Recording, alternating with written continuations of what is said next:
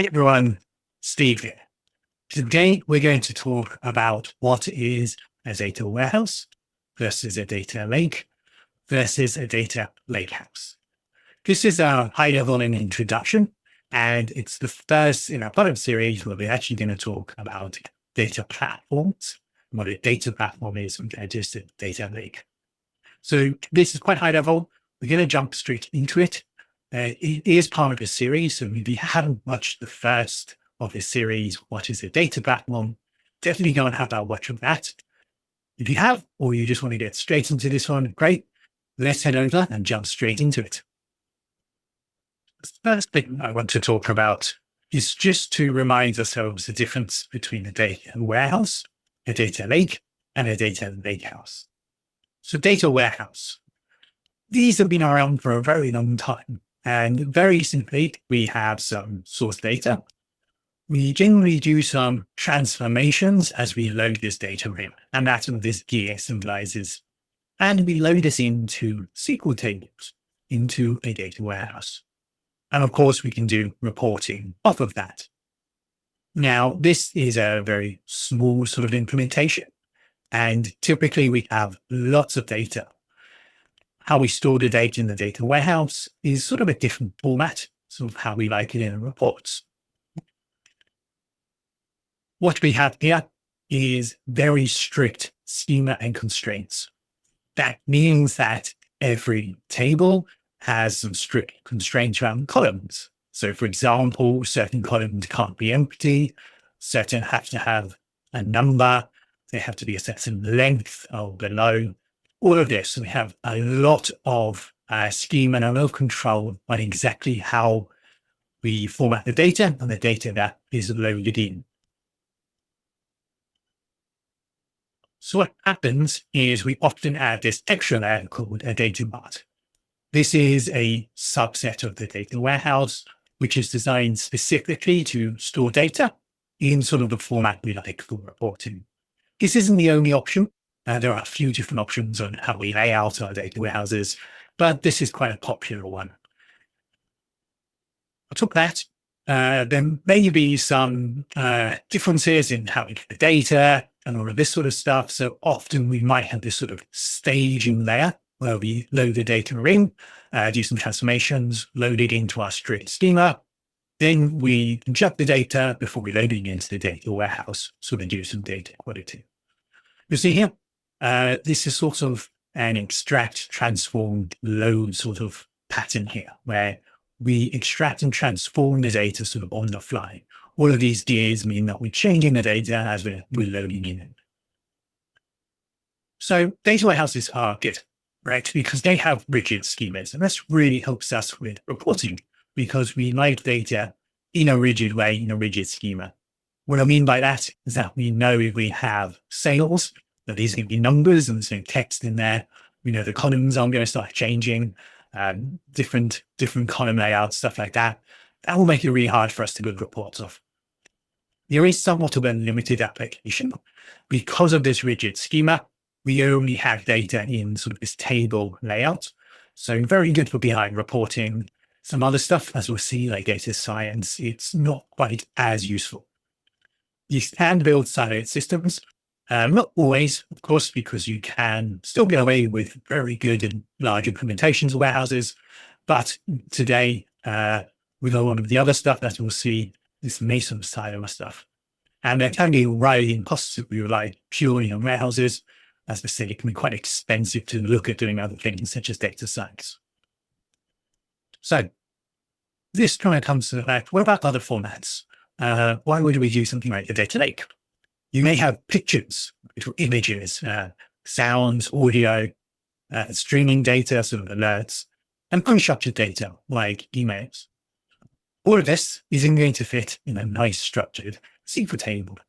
So this is where we sort of have a data lake. Very high level, when we talk specifically about data lake as a technology, we'll see later in the video, we're going to be using this terminology a bit different, but I'm going to see about the technology, actually what a data lake is. Essentially, I think of it as a big folder. We have a source data and we can just load our data in. And see, these are files, these are binary. So it can be pictures, it can be tables, it can be anything really, CSVs, stuff like that. And what we do is we just load it in without any transformations, and then we do the transformations on top of it. So just a big unstructured lake, do some transformations, put it back in the lake. And those transformations can help us get from our tables and all this into our reporting. So sort of good, yeah, because we can have all these others. As you can see, you can get quite messy with the data lake. One of the good advantages of data lake is there's technology behind it. One of the reasons why these are so popular is we're going to talk about Spark and other technologies, but this is quite a popular one. What we have is the Spark engine. So when we have a query, such as a Python statement, we might send this to the Spark engine. Unlike traditional SQL, where we have big queries, we just sit there and wait as it sort of runs through it. What the Spark engine does is it does something called distributed. Because this is a big cloud-based technology, using some more of the newer technology that was in old Allen SQL came out, this sort of splits this out into a distributed engine, right? So one query can be run over actually multiple machines at the same time. And that's essentially what the Spark engine does. We have some similar stuff, with newer SQL and all this, but as a big core, this is one of the big advantages. And this is what allows a data lake to do really powerful computations that sort of enable data science, especially the moment in the AI. Because it is distributed, we take advantage of being in the cloud, running things in parallel. The data lakes are great. Good structured, semi-structured, unstructured data and types of data. Really good for data science because we have all these other type and powerful compute. It's better at analytics than applications.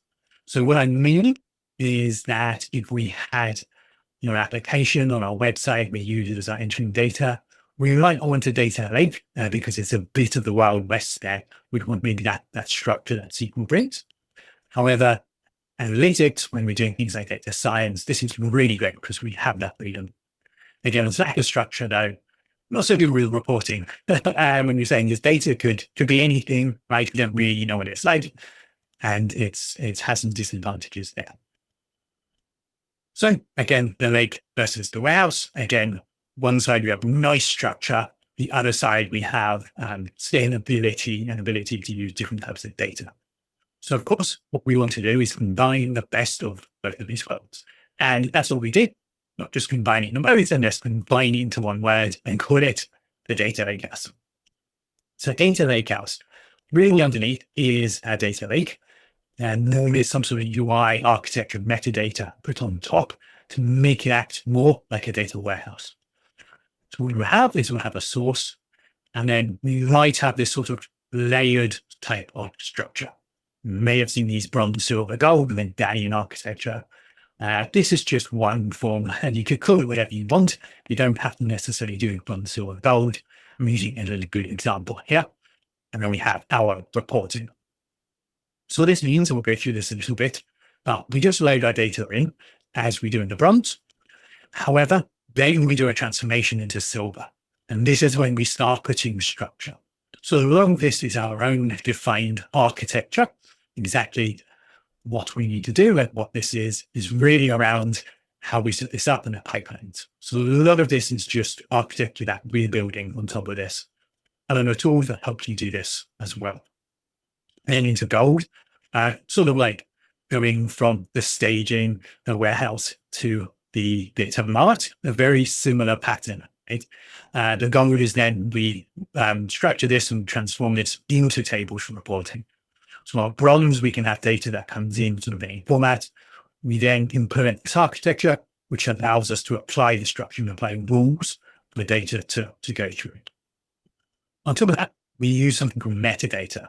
So we have in Delta, for example, we use this metadata, which allows us to enforce these rules and gives us more structure. ACID compliance, if you're familiar with databases, so this allows us to actually put that structure around the lake. So the raw loads, and this allows us to enter multiple formats so I can change these schemas because we're just loading this in. This is a extract load transform, and We can argue around semantics, whether this is truly that, but essentially the first stage, we're just loading the data in as it comes in. So even if things change, if it's unstructured, we can just get it there. Then we have lake-based technology, right? Distributed technology and powerful compute.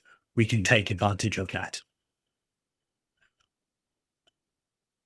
The architectural designs here, such as the medallion, this allows us to apply those rules, kind of how we had in the SQL warehouse and the data warehouse, that we can copy those patterns and apply all of that into our lake to make this lakehouse.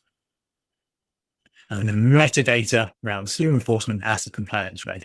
And this is where we can have things which allow us to do optimizations, which allow us to actually enforce some of these rules. So the data lakehouse, you have many data types. Again, semi-structured, unstructured, pictures, all of that. Bit of reduced data duplication here. Unlike when we have to have multiple things, maybe have data warehouses that we have to copy out the data science and have everything stitched together. Lakehouse sort of reduces some of that. So sort of unified architecture between having the advantage of the lake being very open and loading lots of data in. Also, the house bit of the warehouse is architected as metadata, allowing us to apply those rules. Very scalable as well. Very cheap, generally, comparatively, to store stuff in a data lake, and building the lakehouse around that makes this very easy to get data very big. And in addition to that, the compute is very powerful, so we can actually process this data. And there we have it. That was our high-level introduction and just a nice overview of a warehouse, a lake, and a lakehouse without getting too technical. In the next video, we're going to talk about how to implement a data platform, and then we're going to go on to the ROI of a data platform. This is part of the series, and the series is linked down in the description. So definitely go have a check of that out. Please do subscribe to the channel because you will be alerted when the next videos about it as well. With that, thank you so much for watching. Hope to see you on the next one, and have a great day, everyone.